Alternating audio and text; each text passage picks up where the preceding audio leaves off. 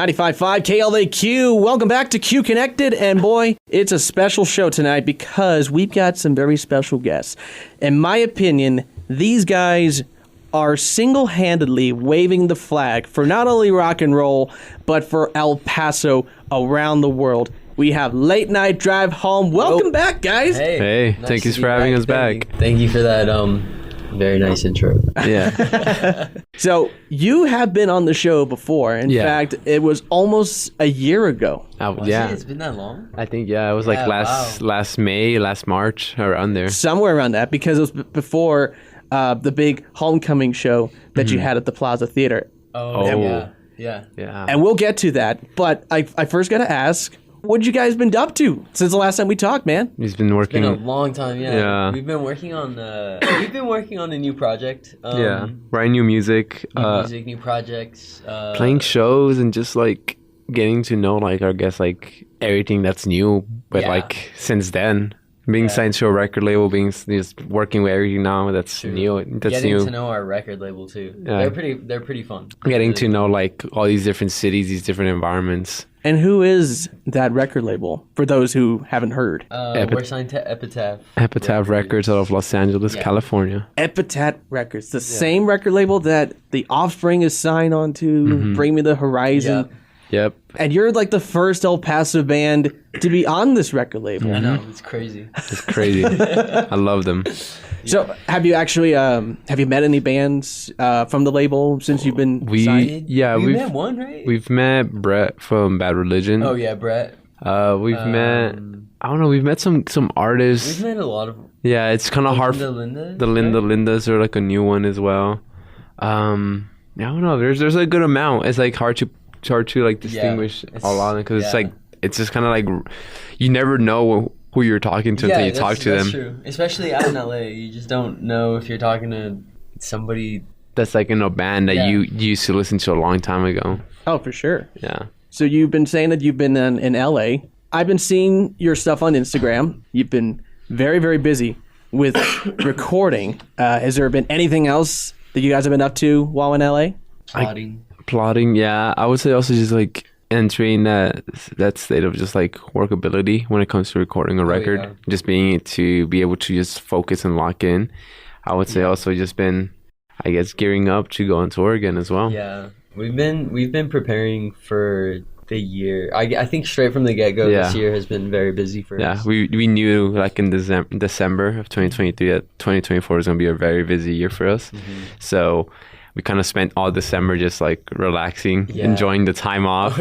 As soon as January hit, it was just, we went to Los Angeles for 2 weeks, Mexico City for 4 days. Not only that, but some of the news has been coming out that you could be performing at the Coachella Festival this year. I believe it's on the same day with Lana Del Rey. Yes, there we go. I'm excited.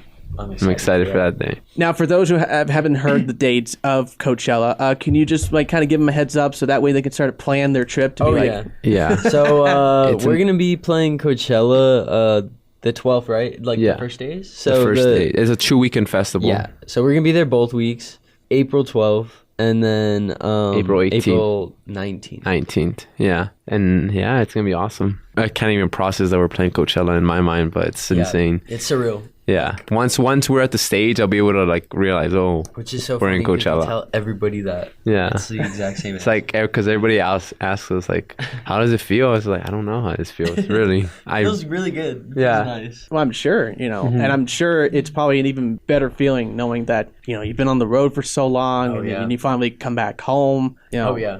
How are things changed when you guys got started in 2021 to the point where you're at now? Like, what would you say is the biggest change or biggest difference? I think for you guys, for us it's just how busy we are now. Yeah, too. Like when we started, then I was still in college. Me too, and I was working at Taco Bell. And I was working at Crux, the NMSU radio station. Oh, well, there you go. Yeah. So we had like less time to focus on music, and I feel like now we actually are able to be creatively less like liberated and like just be able to focus on our music in the sense of just like being able to perfect that craft. I would also just say it's like, I don't know, we're for sure more busy. But the cool thing I feel is that like El Paso, I think like once we got announced on Coachella is when a lot more people from El Paso started noticing that we were from El Paso. Yeah, for sure. A band from El Paso.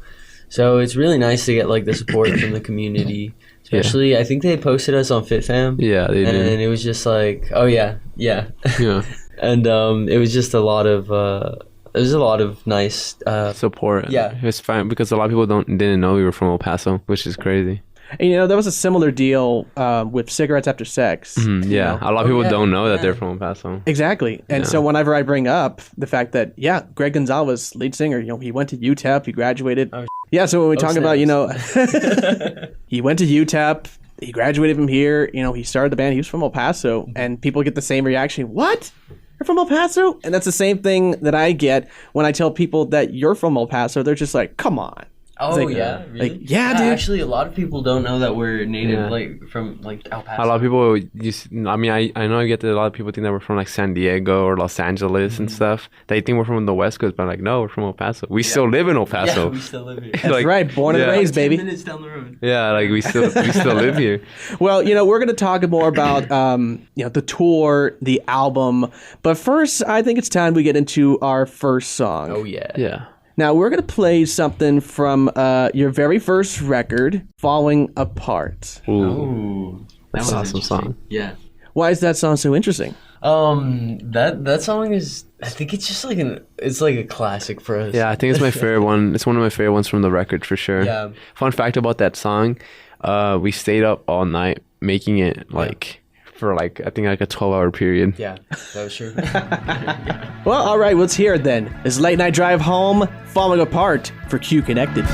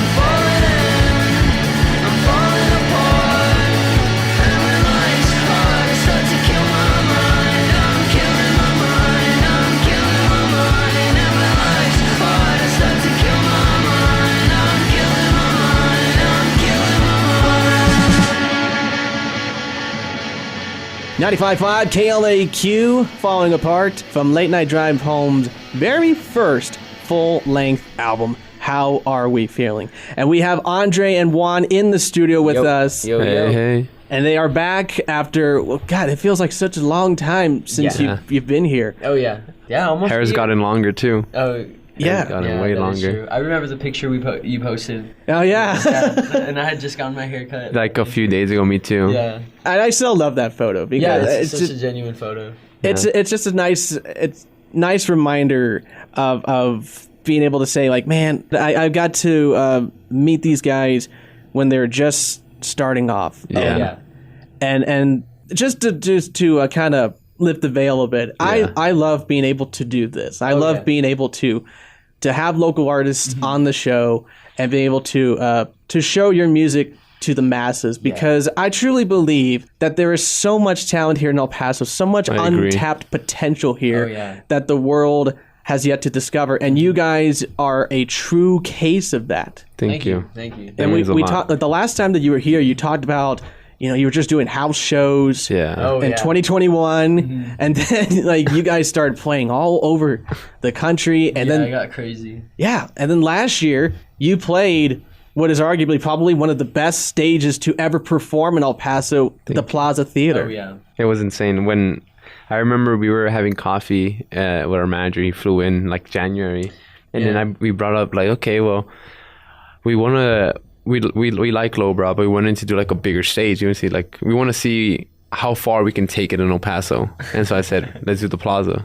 And but it was a joke, I think. Right? Yeah, like I brought it up first, like joking, like, let's do the Plaza. And then my manager was like, okay, let's do it. Like, let's do it. And then I was like, and then we went with it, and it was amazing.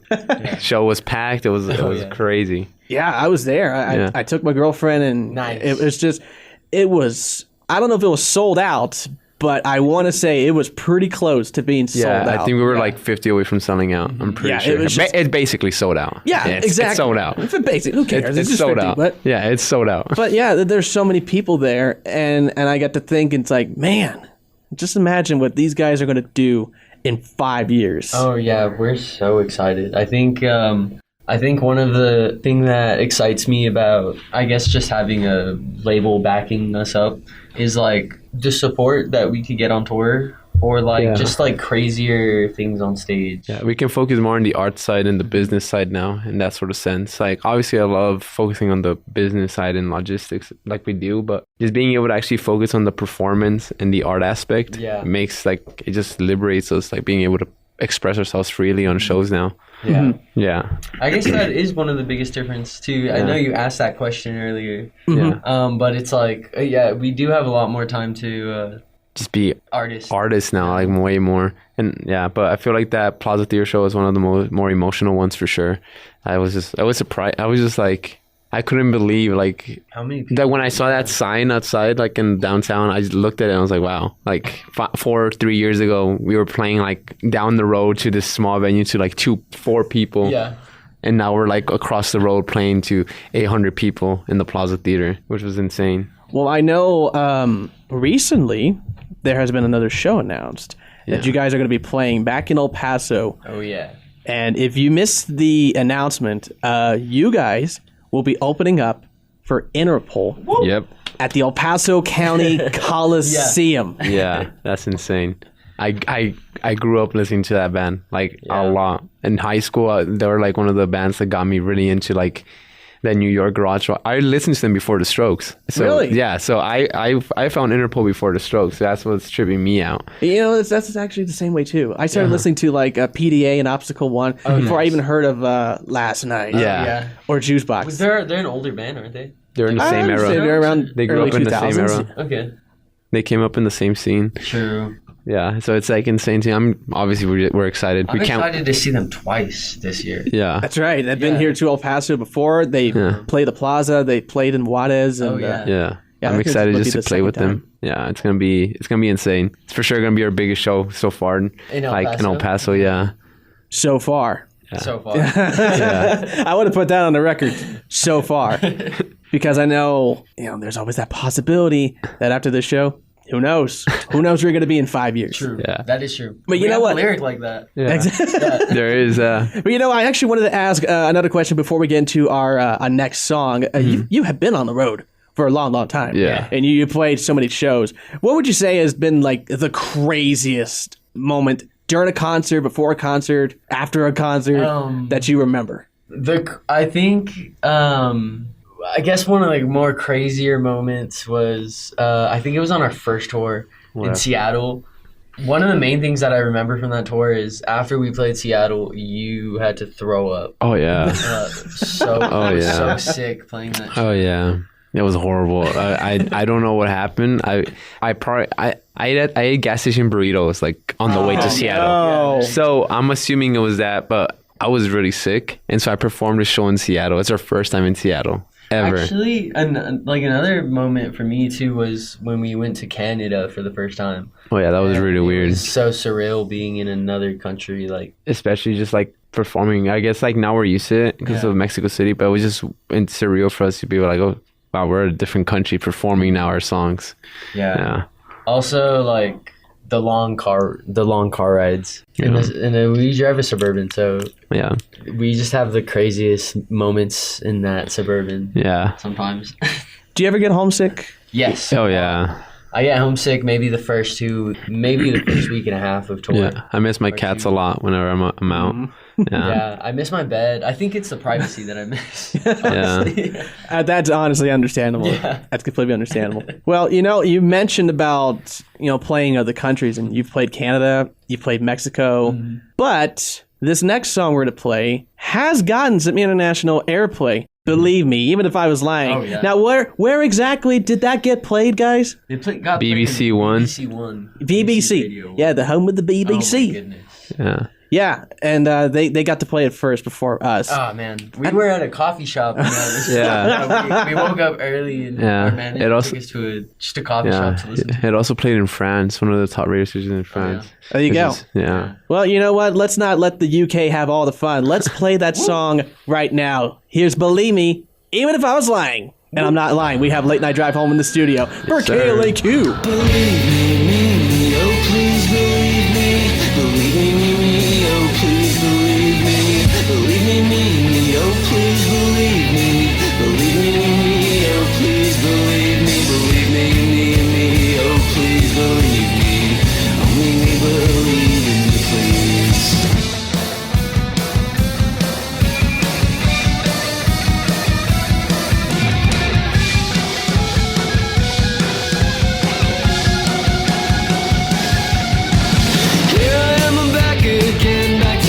Destructive ways, maybe I should have stayed in my shell. I'll scream and shout where I think about how messy it is, but a fragile mind is getting bad tonight. I'll get high and find the invite and wonder why I never feel right.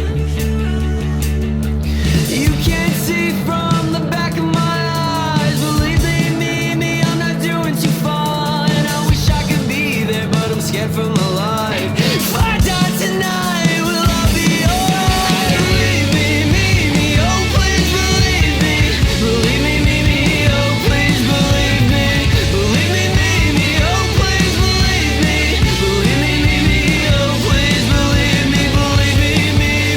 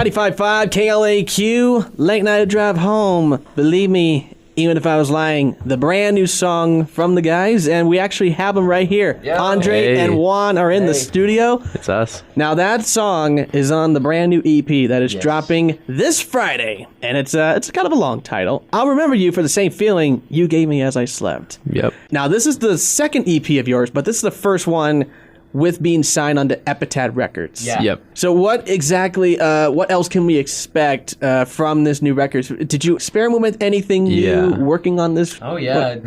Actually, the EP was supposed to have 5 songs on it. Yeah, but we ended up putting 2 songs just due to wanting to work on the other 2 songs more. Yeah. So it's a 3-song EP.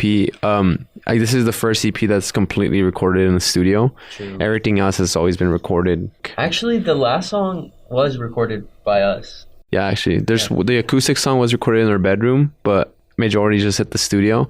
But everything else prior to this has always been recorded in our bedroom, minus Drug Asphyxiation. So yeah, I feel like you're gonna for sure hear a higher quality in sound from this EP, but it was very experimental.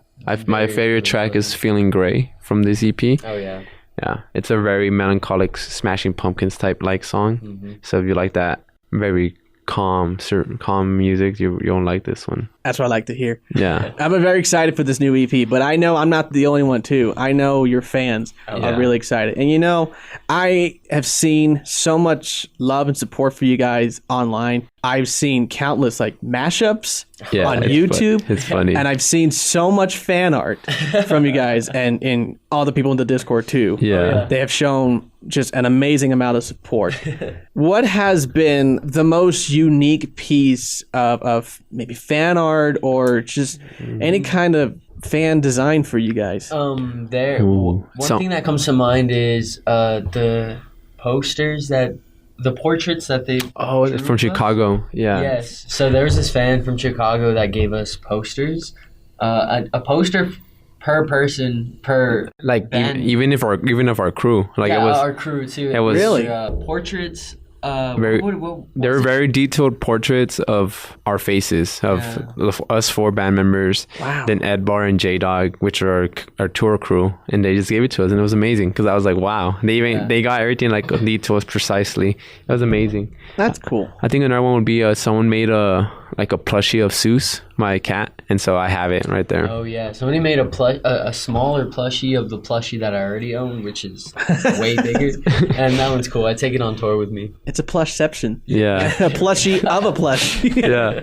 And next year you're going to get a plushie of that same plushie. You're giving them ideas now. Exactly. It's going to keep I hope going. they're listening to give them more ideas. It's going to be keep going. Like those Russian dolls, the ones you keep opening. Yes. Yeah. Oh, I love that. Well, I know this is going to be a big year for you guys. I mean, we're not even 2 months in. Oh, yeah. And already, you got the tour for this year. You got so many festival dates lined up. Coachella, the Kilby Block Party, the Shaky Knees Festival.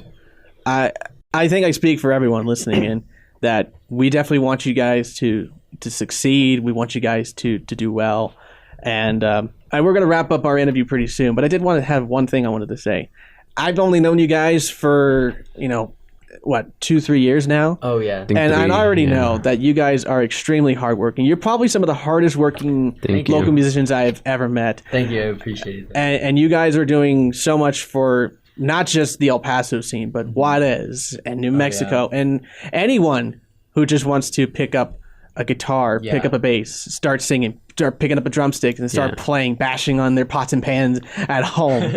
So my last question for you guys is, for someone who wants to do what you're doing, just wants to play music and wants to follow their dreams, what would you tell them? I'd say follow your dreams, man. Just go for it. This whole thing for us, it started as a concept. It was just me recording demos in my room that I would do nothing at all with. I'd just keep them on my phone.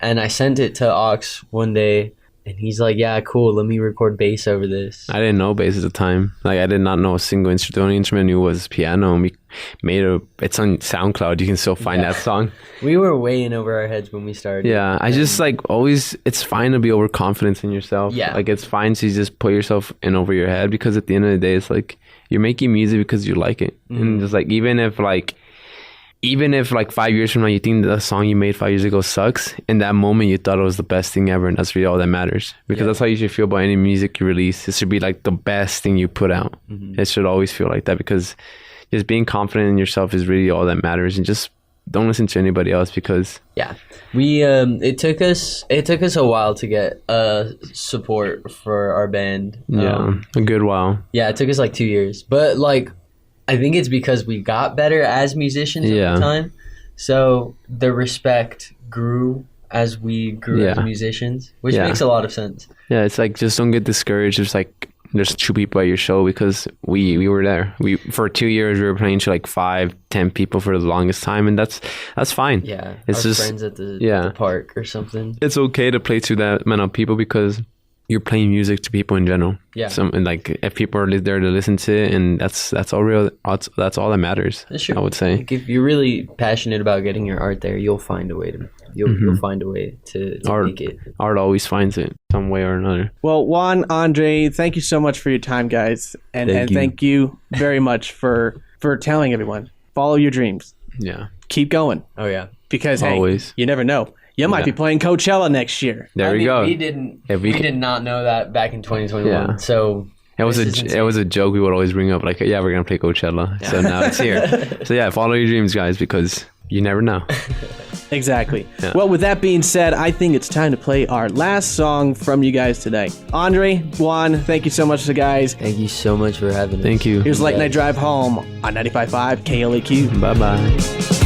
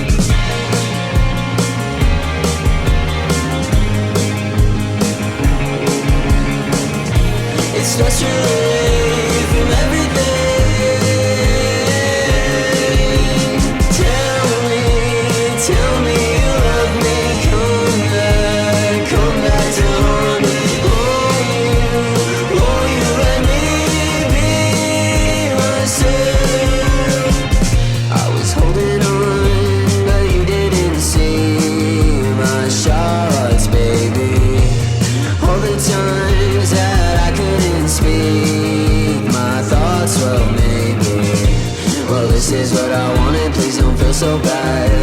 In love with the ghost, please won't you come back. Well, this is what I wanted, please don't feel so bad. In love with the ghost, please don't come back.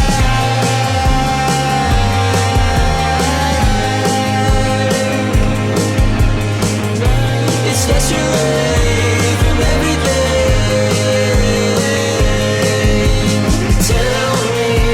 Tell me you love me. Come back to haunt me. Won't you let me be myself? It's difficult, doing all this. I've always wanted to be one with you. Si puedes venir conmigo, amor, yo te enseño todo lo que hay. ¿Por qué me tratas así?